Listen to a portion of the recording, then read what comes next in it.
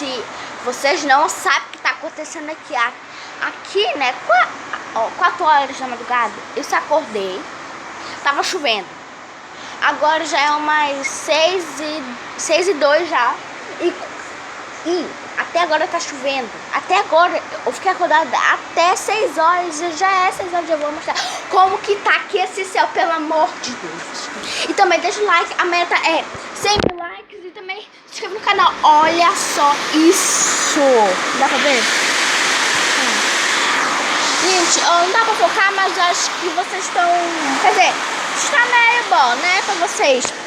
Mas aqui, quando eu abro a janela, eu fico de olho aqui nesse negócio, porque assim, o céu tá tudo laranja, tudo laranja. O céu tá todo laranja. Vocês não viram isso, não? Gente, pelo amor de Deus. Gente, essa casa aqui tá quase pra desabar. Essa casa aqui, eu tô falando sério. Eu tô aqui. Olha que meu ar-condicionado, tá tudo cheio de água, tá vendo essa parte aqui verdinha? Então, essa parte verdinha quer dizer que o tijolo tá podre, a madeira, tanto faz. Tá tudo podre aqui dessa casa, tudo. Lá fora tá pingando demais. Até tem um telhado que é lá de fora, que é de ferro. Aí tava chovendo, aí fez o vento, aí depois ele saiu do lugar, fez pô. Eu tô aqui desesperada. Se essa casa cair aqui em cima de mim, desculpa, vou ter que acabar esse vídeo aqui. E, gente, eu só pra falar aqui, ó, olha aqui essa lâmpada, câmera, deixa eu gravar aqui pra você ver. Não dá pra focar, mas a lâmpada também tá quase pra cair. Se cair a lâmpada, cai o teto e tudo mais. Meu Deus. Eu vou mostrar aqui pra vocês. Acho aqui no espelho forte. Ó. Olha aqui, ó. Olha isso daqui. Olha isso daqui. Vocês estão ficando chocados. Olha isso. E olha isso.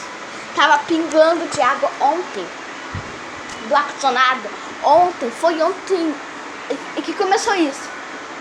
Ó, olha aí. Foi ontem que começou isso. Ontem. E tava ficando caindo água mesmo. Toda hora. E o balde tá quase pra se encher. Vou botar aqui. Olha aqui o balde, olha aqui esse balde. Esse balde tá cheio de água. Cheio. Gente, eu preciso respirar aqui, gente. De manhã cedo, se acordar, já tá com isso.